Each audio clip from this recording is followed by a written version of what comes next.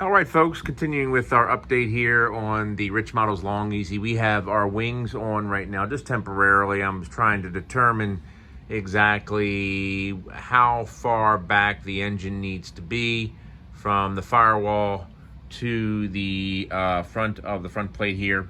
And what I got in terms of distance, if this is any help to anyone when you're building it, is you can see the measurement right here. We're looking at about 9. There's too much light here, but okay. About 9.5 inches roughly, I'd say.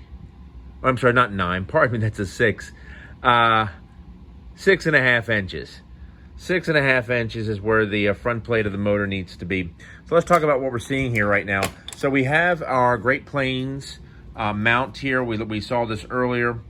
And what we're doing is when you first get it, you got to take it apart. It's not too difficult. The engine itself is going to mount, the motor itself is going to mount right onto the back of here. So this is going to fit like that, just right on there. And then this then slides in between like that. And those brackets right there hold it in place. So we're going to go ahead and put this together, and more to come. All right, folks, continuing with the update on the Richmodel Long Easy. One of the nice things I love about this Great Plains mount is that it comes with a template. And all I did is I just extended the lines a little further here, all around. And the great thing about the airplane is that it has its own lines. Here, and here. So you can center it up perfectly.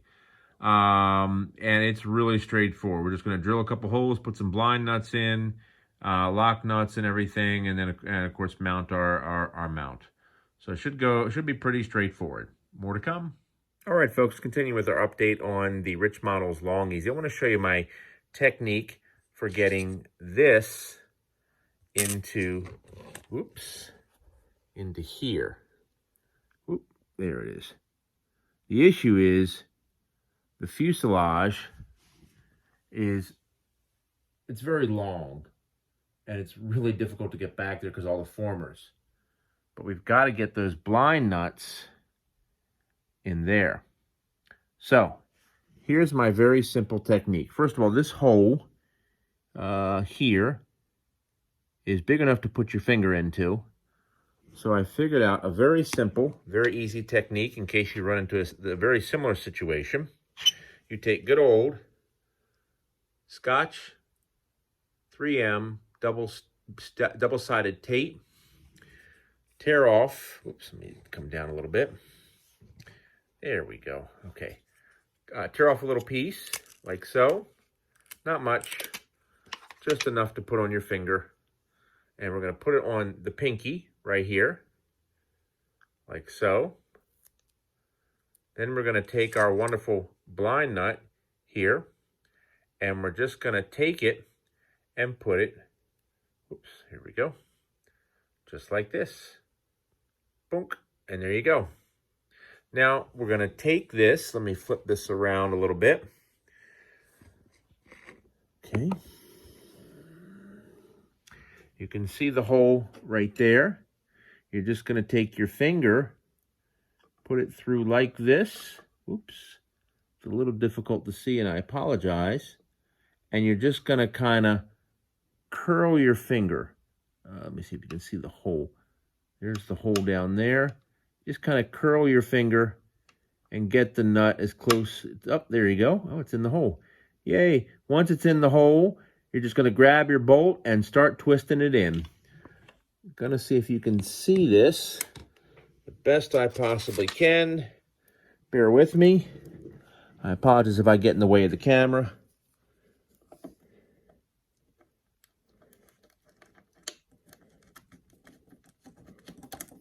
can feel it catch, and just keep on going. At this point, we're going to take our little screwdriver and just keep on screwing. Now you're going to want to keep your finger on that blind nut as long as you possibly can to keep it from spinning. And you want it to be able to catch the wood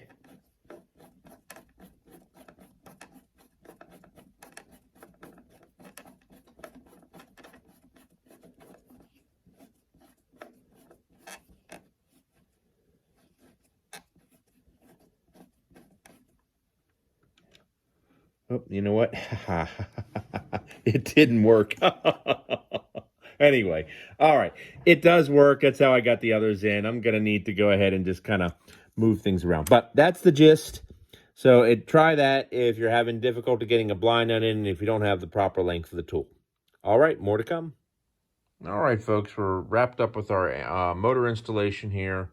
You can see we've got the mount on there. We've got some lock nuts holding everything in place, and it just went really, really well. The lock nuts back there, those are 6/32, by the way, or 10/32, I'm sorry. And the lock nuts holding the positioning of the motor there, they are 6/32, and those are 5/8 bolts if you're trying to, if you ever do decide to use that particular mount. But it's perfect. It's perfect. Proper spacing. I put the cowling on, and it's just absolutely perfect. So, looking good. All right, folks, more to come. All right, continuing with our update here, we're looking at the cowling blocks there on the back of the fuselage. We're using 5 of them. Now, it's very important to keep a couple things in mind. First of all, the wings must be in place with the aircraft. The reason for that is because normally you could get away with usually just 4 blocks on most of your cowlings, like 2 here and 2 here, and that'd be about it. But the problem is that you could probably even do 4, where you have 1 at the top, 1 at the bottom, 1 on the side, 1 on the side. But in this case, we can't do 1 on the bottom, because if you look at the cowling here, look at that giant air scoop on the bottom. You can see there's really no way to, I mean, you could drill through the bottom, but you couldn't really pinpoint exactly where it is you need to drill. I'll give you a different angle. And there's not a lot of lip there. So it's easier just to go ahead and put in 5. Now, the reason why I put in 5 instead of just using 4 is because, once again, this big air scoop is going to be drawing a lot of air, and it's going to really take that cowling and it's going to force it up like this, pushing it this way. So I want to make sure I've got extra reinforcement there so that cowling doesn't come up and wind up rubbing against the actual motor itself. So with 5, that'll be more than adequate.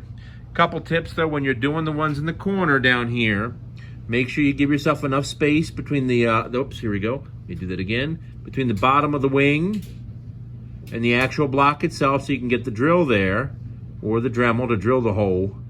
And don't forget to round off your corner there on your block as well. Okay, that's the other important piece. Give it a little bit of a round. So this is 1/4 inch. These are some of the blocks that came with the plane initially for mounting the servos. They appear to be sort of a birch, and you can get away with a hardwood. I'd recommend a hardwood. Now, one thing I'm going to do that I learned over the years of putting in cowlings is we're going to wind up drilling holes through 2 holes through each of these blocks. And we're going to wind up putting in some barbecue skewers, small barbecue skewers, to hold the blocks in place. What I found is that the vibration, even whether it's gas or electric, and the force being generated pushing the cowl, either in this case this way, or if it's a tractor plane, meaning the engine's in the front, pushing the cowl, over time, it actually causes the blocks to break loose. But if you insert barbecue skewers into each one, it doesn't move at all. You could even probably get away with 1. I recommend 2, because if the block comes loose, and you have run the risk of it spinning around, and once again the cowling coming loose. So we're going to let that dry for about 1 hour and 45 minutes because they're epoxied in place, and then we're going to go ahead and move on to putting in the skewers. More to come. All right, continuing with our update on the Long Easy, we have our cowling in place. Boy, it looks great. Just looks fantastic there. Spinner's just temporarily on there just to give you a perspective, but it just looks really nice.